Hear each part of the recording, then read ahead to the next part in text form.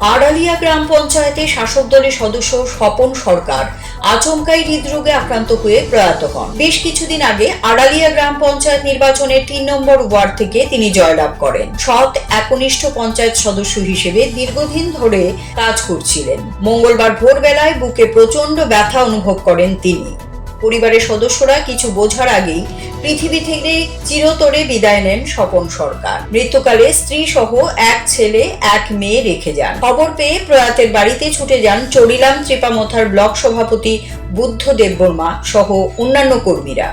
বুদ্ধ দেববর্মা বলেন, রাজনীতি যার কিন্তু ব্যক্তি হিসেবে স্বপন সরকার আমাদের সকলের প্রিয়জন ছিলেন।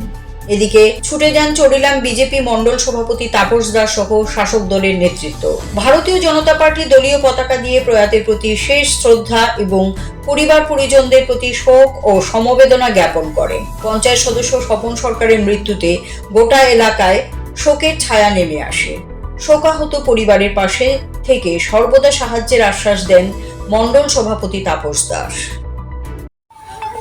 আজকে আমরা অসংখ্য ধন্যবাদ আমাদের প্রেস মিডিয়া এবং সোশ্যাল মিডিয়াকে। আজকে আমরা আমাদের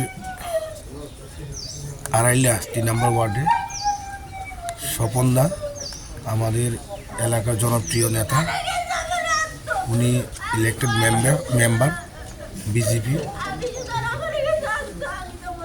ওনার মৃত্যুর খবর শুনে আমরা আজকে ত্রিপুরামথা এবং বিজেপি অ্যালায়েন্স আজকে আমরা এখানে ওনার মৃত্যু খবর শুনে আমরা আর বসে থাকেননি। রাজনৈতিক দল যার করুক, আমরা ত্রিপুরামথা, উনি বিজেপি করতে পারে, কিন্তু উনি আমাদেরই লোক।